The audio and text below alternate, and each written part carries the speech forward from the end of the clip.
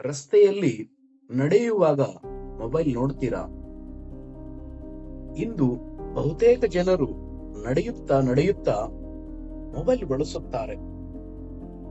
Message, social media, ವಿಡಿಯೋಗಳು, ಗಮನ ಸಂಪೂರ್ಣ ಸ್ಕ್ರೀನ್ ಮೇಲೆ ಇರುತ್ತದೆ. ಆದರೆ ರಸ್ತೆ ಮೇಲೆ ಸುತ್ತಮುತ್ತ ಏನಾಗುತ್ತಿದೆ ಎಂಬುದು ಗಮನಿಸದೇ ಇರಬಹುದು. ವಾಹನಗಳು, ಜನರು, ಸಂಕೇತಗಳು ಒಂದು ಕ್ಷಣ ಗಮನ ತಪ್ಪಿದರೂ ಅಪಾಯ ಸಂಭವಿಸಬಹುದು.